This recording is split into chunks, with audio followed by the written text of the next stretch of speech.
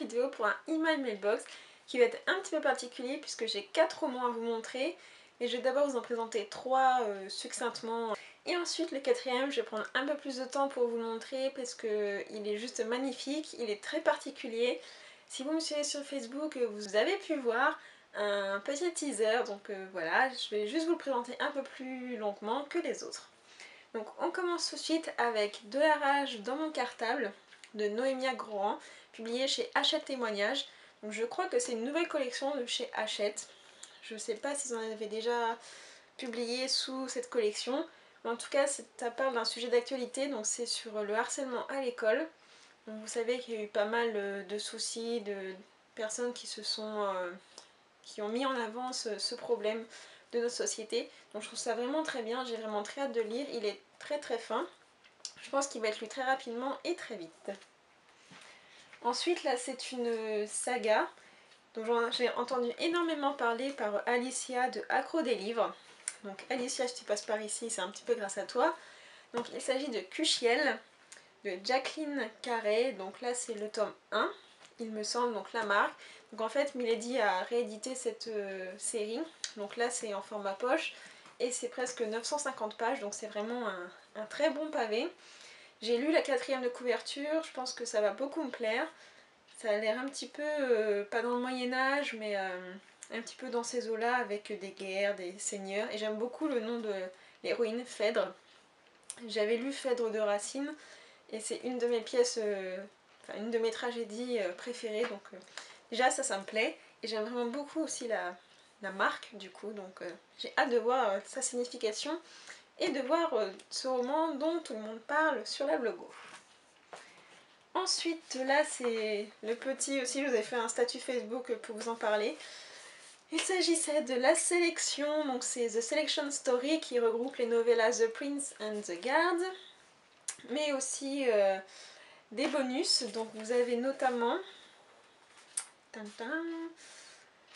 les arbres généalogiques, donc là c'est de l'arbre généalogique de Maxon, mais vous avez celui de America et de Aspen avec ici tout un petit peu une explication. Vous avez aussi la playlist de l'auteur, donc pour la sélection et pour l'élite, avec les noms des groupes, les noms des chansons. Par exemple, vous avez Apocalypse Please de Muse, donc c'est elle l'a utilisé dans le chapitre 15 de l'élite. Enfin, voilà, vous avez plein de trucs comme ça, et surtout vous avez 3 chapitres de The One. Donc comment vous dire que j'ai très très hâte de lire le dernier tome de cette série, donc ce sera cette couverture là. Mais aussi que j'ai très très peur parce que quand je lis les 3 premiers chapitres, mon dieu, j'ai très peur de savoir avec qui America va terminer parce que j'ai l'impression que l'auteur a une préférence pour Aspen et non, ça va pas du tout, je suis pas d'accord. Surtout que aussi dans cette version papier, vous avez des bonus pour la nouvelle The Prince, donc vous avez une fin alternative qui est juste trop mignonne. Et voilà, moi je suis juste fan de Maxon et j'ai pas envie qu'America finisse avec Aspen vu ce qu'il lui a fait, mais j'ai peur. J'ai peur. Et regardez-moi aussi cette belle couverture, juste trop belle. Donc c'est bien, ça complète ma collection. Et du coup maintenant je vais vous présenter le fameux livre mystère. Enfin mystère non puisque je vais vous le présenter, mais juste magnifique, je suis totalement fan.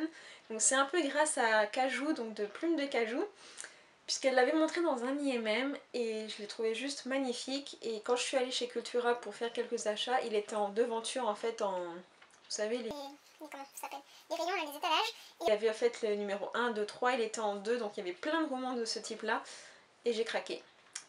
Donc il s'agit de S, à l'endroit ce serait mieux.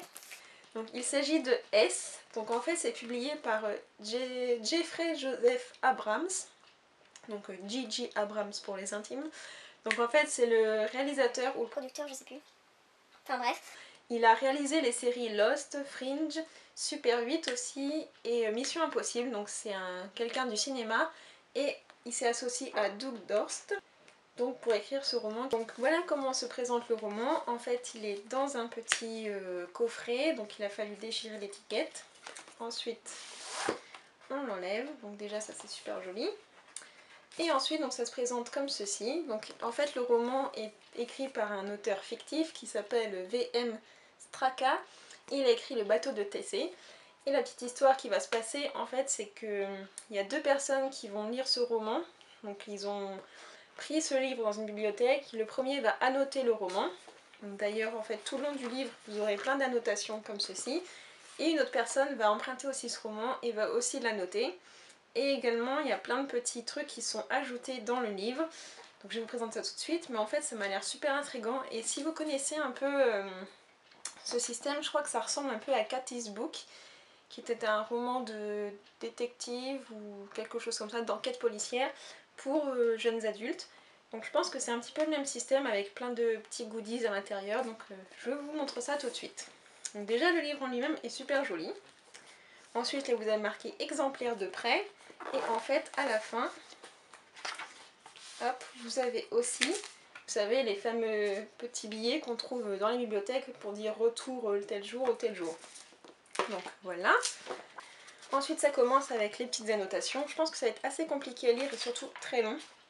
Donc voilà, il y a plein d'annotations. Donc je pense que la personne qui l'a d'abord emprunté écrit en bleu et l'autre personne écrit en rouge. Et en fait tout au long des pages, vous avez des petits goodies de ce style-là. Donc là par exemple ce sont des feuilles genre des lettres. On continue, là vous avez un article de journal. Comme ceci. Donc c'est du Daily Program. Vous avez des trucs de l'université. Vous avez, hop, si on continue, là vous avez encore des lettres. Vous avez des cartes postales du Brésil. Donc c'est plutôt bizarre. D'autres cartes postales, toujours des annotations, d'autres cartes postales, toujours des annotations, des petits dessins. Et voilà. En fait tout au long du roman c'est comme ça. Et à la fin vous avez une sorte de... Je sais pas comment ça s'appelle, je crois que c'est un astrolabe, mais je suis pas sûre. En fait vous savez, vous regardez les coordonnées et vous placez les flèches en fonction des coordonnées et ça vous donne des indices.